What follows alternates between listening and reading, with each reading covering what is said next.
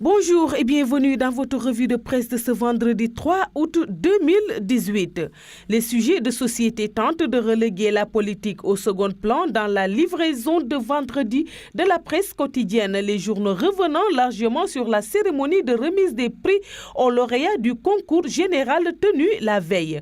La République fête ses meilleurs élèves, souligne Sud Quotidien à ce propos. Il précise que les 101 meilleurs élèves de première et de terminale qui se sont distingués au concours général 2018 ont été honorés hier jeudi 2 août au Grand Théâtre National par toute la République. Ces lauréats sont parvenus à décrocher 114 distinctions sur des sujets conformes au programme officiel mais dans le cadre d'épreuves les plus exigeantes et plus longues, écrit Sud Quotidien.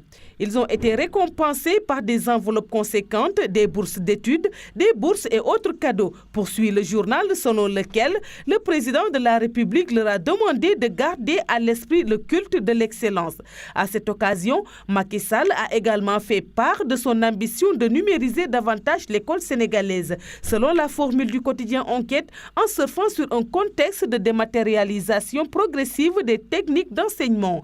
Le président Sall a profité de la remise des prix du concours général pour présenter les actifs et les défis de l'éducation sénégalaise dans ce domaine. Note le même journal une idée résumée par Le Soleil en une formule qui sonne comme une recommandation du chef de l'État, mettre l'école au cœur de la révolution numérique. Selon Le Soleil, le président Macky Sall a ainsi appelé à une bonne utilisation des ressources numériques pour un enseignement efficace, efficient et surtout équitable.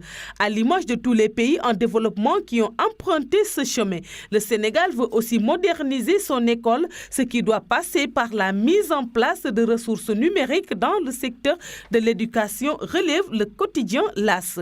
Aussi, le président de la République a-t-il invité le ministère de l'Éducation nationale à une veille stratégique, collective, et il y a cependant que les sujets politiques ne se laissent pas totalement larguer. Walf Quotidien, par exemple, revenant sur les soutiens enregistrés par le président Macky Sall en vue de la présidentielle de février prochain. Niasse et Tanor lâchent leur allié de 2012. Signale le journal, c'est grâce à leur allié de Benno ak Tanor et Benno Siggil Sénégal que le PS et l'AFP ont été promus par Macky Sall, avance le journal.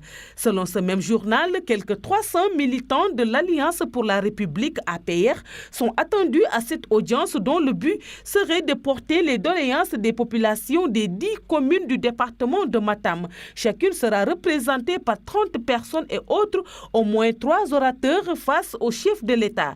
À la une de l'Observateur, le porte-parole adjoint de l'APR, le député Abdou Mbow, dénigre le médiateur de la République, Maître Alioune Badara Cissé, dont les actes ne sont pas ceux d'un homme loyal. Il serait en train de manœuvrer contre le régime en place à travers les tournées qu'il mène à l'intérieur du pays, écrit l'Observateur dans une sorte de traduction du fond de la pensée de M. Mbow.